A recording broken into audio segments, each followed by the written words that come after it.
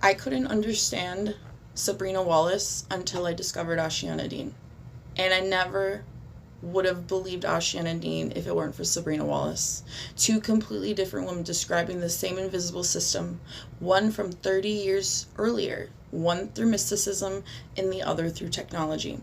How did Ashayana Deane know about this government technology as early as the 90s when she has no affiliation with the military? And why does this woman, Sabrina Wallace, need you to know that your biofield is real and that it's a body part? Also, what does the military have to do with your biofield? But let's start with a different question. Why are they lying about the biofield? Because if people truly understood the nature of their own biology, this entire system would collapse. Why? Because once people realize that they are a living broadcast of electrical patterns, they're going to start asking dangerous questions. What do I mean? Well, because your biofield is a signal system. Who's measuring those signals? Who's experimenting with them? And who is the technology to interact with them remotely? So the strategy is simple. Mock the concept, turn it into pseudoscience, make anyone who talks about it look insane. If people believe that the biofield isn't real, they will never look for the technologies that are designed to manipulate it. They intentionally killed your inner voice. Did you know that? Are you even aware of that? Why did the inner voice need to be destroyed? Well, because the system relies on people to distrust the one thing that might expose it. Their fucking intuition.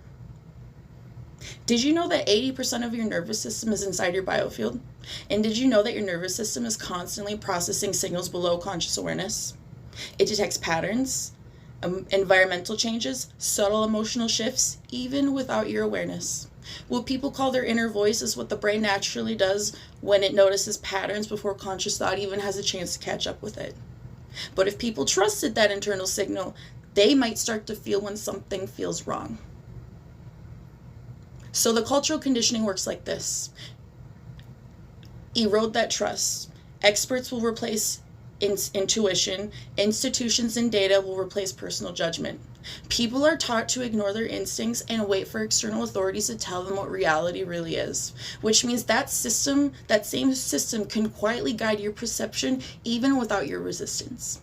Most people would never know that this is happening because the same systems influencing their minds are the same ones feeding them entertainment that is keeping them distracted. Games, porn, social media, infinite content loops. These digital addictions are strong enough to keep an entire civilization docile. It doesn't need chains. It doesn't need cages.